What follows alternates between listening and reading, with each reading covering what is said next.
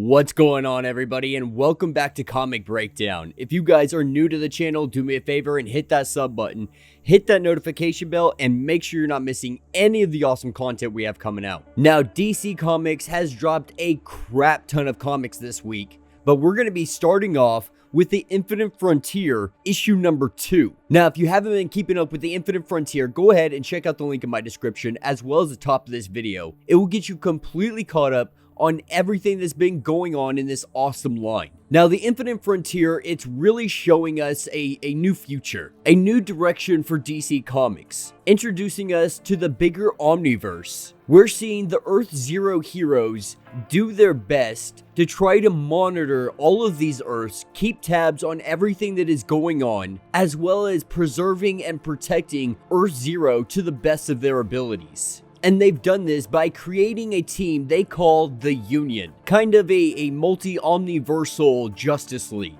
Not only that, but we see the revival of the Department of Extra Normal Operations led by Director Bones, as well as the return of Roy Harper appearing to be a Black Lantern. Now, with that being said, let's dive into this breakdown. Alright guys, so as we jump into issue number 2, we are picking up at the Hall of Justice on Earth Zero. And we see Agent Chase making her way inside. Now, Agent Chase, she was just recently re-recruited back into the D.E.O, recruited by Director Bones. Because as it stands, Earth Zero, the citizens of Earth Zero are absolutely terrified. After all of the events that have gone on, after Perpetua, after another reality-altering event, and now knowing that there is a greater omniverse out there, right now people are terrified. And so the D.E.O has been resurrected. It's been brought back so it can really have a formal investigation into everything that is going on. And Agent Chase, she's been given the task of finding out exactly all the information she can about what happened with Perpetua, with the Batman Who Laughs, and what kind of danger they might actually be in. Now, we see Agent Chase have a conversation with Superman. Superman's still a little bit bitter towards her because she tried to have Lois Lane arrested. But as they make their way through the Hall of Justice, this is when they run into Batman. And Batman, of course, being the world's greatest detective, he already knows why Agent Chase is here. He knows that she is working off the books for Director Bones. Because after the last multiversal incident, Director Bones is very concerned about the multiverse, and she really tries to dig some information out of them, but they let her know that all the information she needs is in the field report that they issued to the department. And this is something she's already read. She's already gone over it. She already knows exactly what is in that file. She's trying to find the stuff that they left out, the stuff that wasn't added into it. But they really try to put her mind at ease, letting them know that they've opened up communications with all of these other worlds, and they're doing their best to try to keep these lines open, keep these communication lines open, so in case something does happen, everybody can react to it, and they can prevent another Perpetua type event happening. But Agent Chase really tells them, at the end of the day, people are just scared. Right now, they are absolutely terrified and saying the Justice League is taking care of it. It's just not doing the trick anymore. But in the midst of their conversation, this is when they get an alert. And Superman, he flies off in an instant. Batman doing some calculations on the computer before he heads out himself. And though she still wants to have some questions answered, she still wants to know where Wonder Woman is. Because as it stands, no one's seen her, and the Justice League has been real hush-hush about what happened to her. But as they zoom off, she gets on the phone with Director Bones and tells him that she wants to do a little bit more investigation into everything that is going on, because she knows the Justice League isn't telling them all of the information. But while she continues this investigation, Director Bones has a little side mission for her. He wants her to go and find Captain Atom, to try to recruit him to the D.E.O. With his unique abilities, with his unique powers of manipulating time and space, he could be a huge asset to the department. But that's what will pick us up with the Union, our newly formed Omniversal Justice League. And right now they are making their way from Earth to Earth, trying to collect fragments of a spaceship. a spaceship that crash landed. Using the help of Harbinger, they're tracking down all of the fragments that have been spread across the greater Omniverse. Now, as it stands, they don't really know a lot about this ship. They know that it appears somebody was trying to transport prisoners across the multiverse. And in doing so, something happened. There was a catastrophic failure, and it appears the ship, it crashed. But Machine Head has been collecting all of the pieces, and he's going to do his best to rebuild this ship. And that's what will pick us up at the House of Heroes, where we have Thomas Wayne currently talking with President Superman. And Thomas Wayne is really getting introduced to the idea of the multiverse and the omniverse. You know, in President Superman, they've already created like a handbook. Of course, Thomas Wayne, not wanting to read it because it looks too much like a comic book, if you will. But Thomas has come looking for Barry Allen and asking Harbinger where Barry Allen of Earth Zero actually is. He was last seen tracking and mapping all of the multiverse. But as it stands, there hasn't been any recent travel logs of where he might be. And this worries President Superman just a little bit because this is out of character for Barry Allen. Barry Allen is one to always check in, always make sure that he's doing his logs. So it's a possibility that something happened to Barry Allen. Now, Thomas Wayne, he was on this ship that crashed all across the multiverse. The only thing he really remembers is being in Arkham. He was in Arkham, and this is when he sees some individual show up in his room. Now, we know this individual to be Extract, the bounty hunter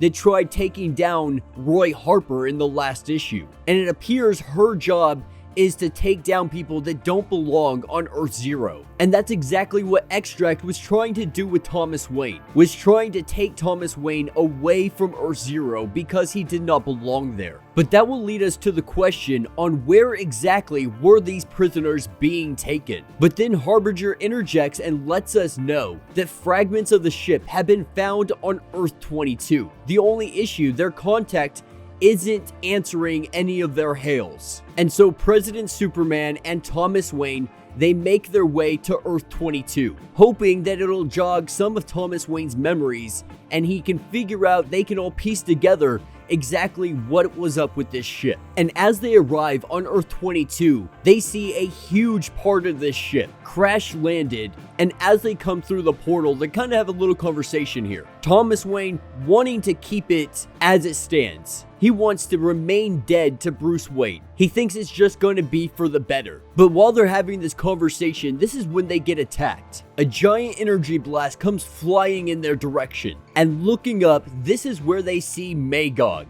Now, President Superman, he believed this guy to be reformed. But with everything changing in the multiverse, with people being reborn, some people going missing, he theorizes that it is possible that he reverted back to the individual he was before he was reformed. And if that's the case, who else has reformed back to their old selves? But picking back up on Earth Zero, we're picking up with Alan Scott, Vandal Savage, Obsidian, and Mr. Terrific. And right now they're trying to figure out what happened to Jade. What happened to Alan Scott's daughter? Because Alan Scott and Obsidian, they were headed to meet up. And before they could get the opportunity to meet up, there was a giant fiery explosion. A fiery explosion the same color as Jade's flames. And as they stand in the wreckage, they can't find any body, any remnants of anybody ever being there. And so all they have is questions. There's nothing really answered for them here. Now, they proposed the idea that Jade might not actually be here. She may have just disappeared. Because as it stands, there are still a handful of heroes that are missing. That we have no location of where they are, where they might be. We knew that they were in existence, but they are no longer around after this last event. And everybody was supposed to come back. So it begs the question, where are these individuals? And why have they not returned when everybody else has? And Obsidian, he loses it for a second, because it could be a possibility that Jade is among those individuals. But Alan Scott tries to calm Obsidian, letting him know that they don't have all the facts. And they're going to continue their investigation. They're going to find out what happened to here and if Jade is among the individuals that is missing. Now, Obsidian, he wants to just start kicking butt.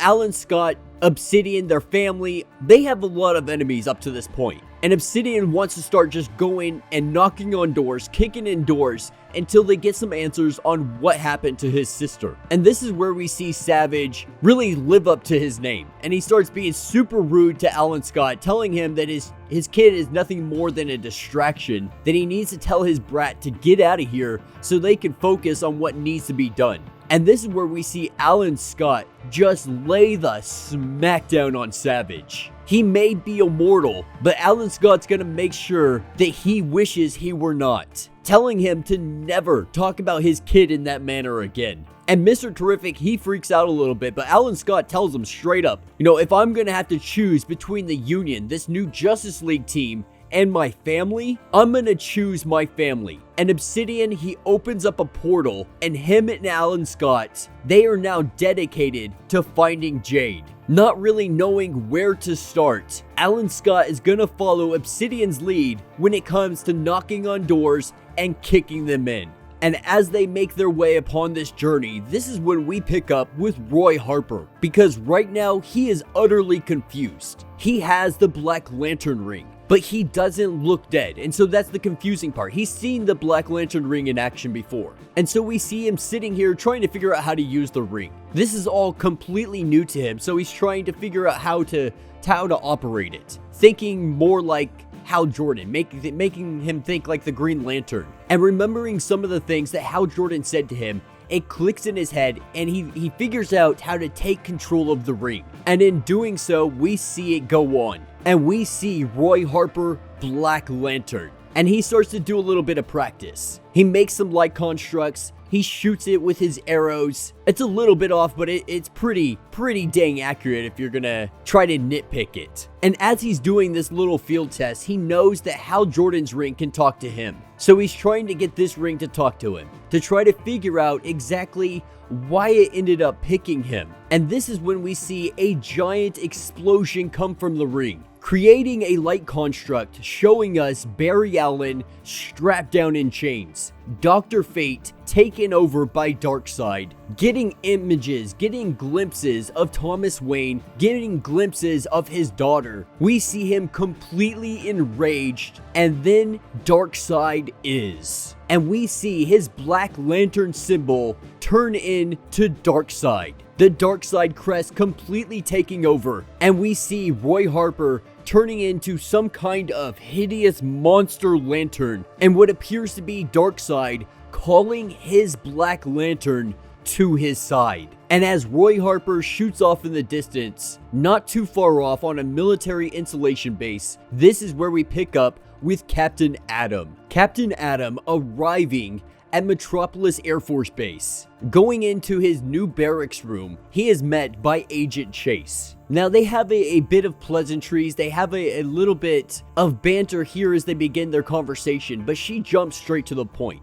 Agent Chase tells him straight up, "We want you to join us. With your powers, with your abilities, you would be a huge asset to the D.E.O. But he tells her that he's flattered. But at this point, he is retired. He is trying to just live a regular, normal life. He was given all of this stuff by the government as a kind of thank you. But at this point, there's no more room for him on the battlefield. He stepped off of the field, and now he just wants to have a relaxing, a calm life, and actually start to catch up on things that he's never got the opportunity to actually do. And Agent Chase, she brings up how this is out of character for him. How they were on that mission one time in Markovia, and he said that he would continuously always work as long as there were people needing help. And he goes to say that times have changed and he has changed, but Agent Chase tricked him because they never went on a mission together. They had never met prior to this encounter. And so she lifts up her gun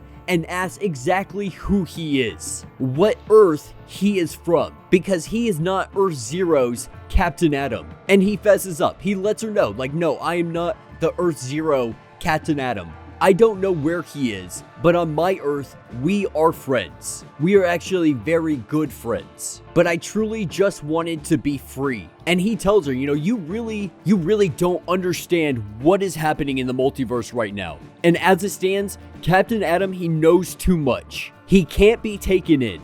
And this is where we see him start to turn on fire. As he turns on fire, he starts ripping at his chest, saying that he's going to find out and that he's going to end up coming for him. And as he claws into his chest, he says, "Dark side is." And we see Captain Atom go up in a giant freaking explosion, a mushroom cloud touching the heavens. And as this issue comes to a close, this is where we see Director Bones' multiversal mysteries to be solved. And right now there's a handful of them. One of them being, what team is Oracle forming and why?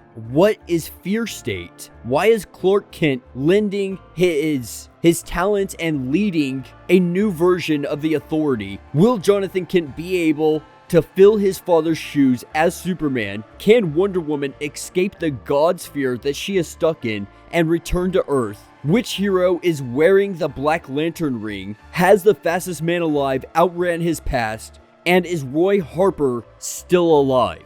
And that will be the end of this issue. So let me know what you guys think down in the comments. There's tons of stuff to unpack here. But what it really looks like, it looks like Darkseid is out there and he's manipulating things. All these people that have probably gone missing, it all has to do with Darkseid. I have no doubts about that whatsoever.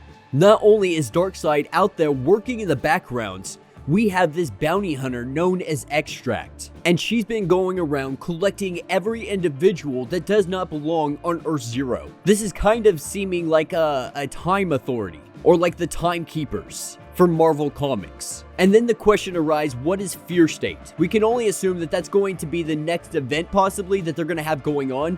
Who knows? But as it stands, Infinite Frontier is really expanding on the overall stories that can be told. We're really branching out in many different directions. And personally, I am a huge fan of the Union. I like this President Superman teaming up with Thomas Wayne. I think that is absolutely phenomenal. You know, Thomas Wayne being my favorite iteration of Batman. And I am super excited to find out exactly what is up with Roy Harper and where exactly he is currently headed. But yeah, let me know what you guys think down in the comments. If you have not yet, do me a favor, hit that sub button, hit that notification bell, make sure you're not missing any of the awesome content we have coming out, and until the next breakdown.